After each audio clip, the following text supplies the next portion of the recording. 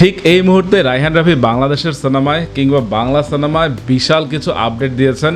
এর মধ্যে একটি হচ্ছে তুফান 2 আসছে, এবং তার সাথে জানিয়ে রাখি তুফান 2 এর আগে কিন্তু রায়হান রাফি আরো একটা সিনেমা করছেন, সেই সিনেমার নাম হচ্ছে লায়ন, এবং এতে অভিনয় করেছেন কলকাতা বাংলার সুপারস্টার জিৎ। তো কলকাতা বাংলায় বলুন আর বাংলাদেশেই বলুন, মানুষ কিন্তু অপেক্ষা করছে যে জিৎ রায়হান রাফির কম্বো কেমন হয়।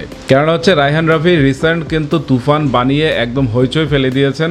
তো এখন রায়হান রাফির স্বপ্ন দেখছেন আরো বড় কিছু করার, এবং সে ঘোষণা দিয়েছে যে জিতের সাথেই তার পরবর্তী সিনেমা লায়ন আসছে আগামী রোজার ঈদে, এবং তুফান 2 আসবে কোরবানি ঈদে। ভক্তদের মধ্যে তো সারা পড়েই গেছে।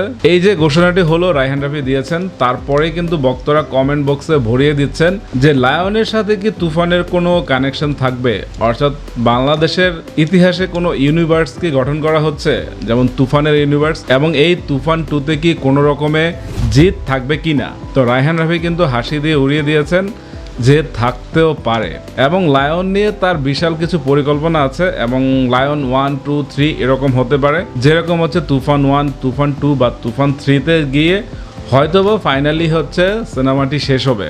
এখন কথা হচ্ছে এখানে কিন্তু নানান প্রশ্ন রয়ে গেছে। তুফানে যেরকম আছে চঞ্চল এবং সাকিব খান, সেরকম লায়নে কিন্তু বাংলাদেশের আরও একজন তারকা থাকছেন, আর সে হচ্ছে শরীফুল রাজ। ইতিমধ্যেই কিন্তু শরীফুল রাজ নিজেকে প্রমাণ করেছেন তার পরাণ সিনেমায়, কিংবা হচ্ছে হাওয়া সিনেমায়, কিংবা হচ্ছে দামাল সিনেমায়। শরীফুল রাজের 3টে সিনেমা বক্স অফিসে যেমনই করুক, তার অভিনয় নিয়ে কিন্তু কোনো কথা নেই। শরীফুল রাজ এবং জিতের কিন্তু মানে একদম সমান সমান ক্যারেক্টার থাকবে। তো এখন কথা হচ্ছে যে তুফান 3-এ হয়তোবা লায়ন এবং তুফানের মুখোমুখি সংঘর্ষ হবে। তো যেটা নিয়ে রাফি এখনই কিছু বলতে চান না, কেননা রায়হান রাফি এবং জিতের সিনেমা কেমন হবে সেটা কিন্তু ইতিমধ্যেই হচ্ছে নেগেটিভিটি শুরু হয়ে গেছে। যেমন কলকাতার কিছু ইউটিউবার কিন্তু এখনই শুরু করে দিয়েছে যে রায়হান রাফি এরকম কোনো পরিচালকই নয়, যে তার সাথে জিত কেন কাজ করছে এরকম এক্সেট্রা এক্সেট্রা।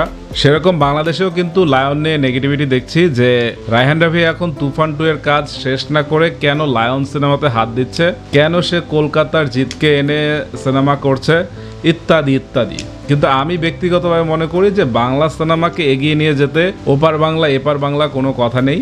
জিৎ যদি রাফির সাথে কমফোর্ট থাকে, এবং জিৎ যদি সাকিব খানের সাথে তুফান 2-তে স্ক্রিন শেয়ার করতে চায়, আমাদের কোনো কথা থাকতে পারে না। এবং জিৎ এবং সাকিব খান যদি আসলেই তুফান 2-তে একত্রে হয়, যদি সত্যিই তুফানের ইউনিভার্স গঠন হয়, তাহলে আমি বলছি সেটা কলকাতার বক্স অফিস হোক কিংবা বাংলাদেশের বক্স অফিস হোক, একদম জাস্ট হচ্ছে ধামাকা তৈরি করবে।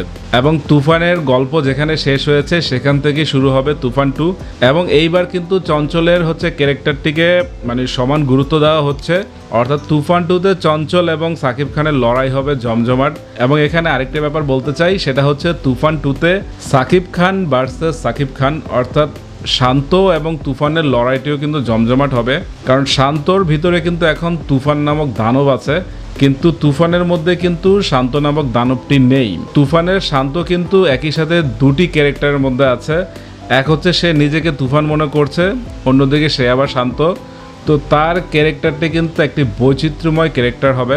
তো সেটা নিয়ে হচ্ছে আমি আলাদা ভিডিও দিব। তো আপাতত এটুকুই বলি যে জিতের এবং রায়হান রাফির কম্বো আশা করি ভালো হবে, যদি রায়হান রাফি তার হচ্ছে দামালে যেরকম কাজ দেখেছি বা পরাণে যেরকম কাজ দেখেছি সেরকম কাজ দেয়, অর্থাৎ নিজের মৌলিক একটি গল্প চাচ্ছে। এখন দেখা যাক যে জিত এবং রাফির আসলে জুটিটি কতটুকু গড়ায়। তো শুনছি এটা ডিসেম্বরে শুটিং শুরু হবে। তো আপাতত এটুকুই বলতে চাই যে জিত এবং রাফির সিনেমার জন্য শুভকামনা। তো সবাই ভালো থাকবেন, টাটা।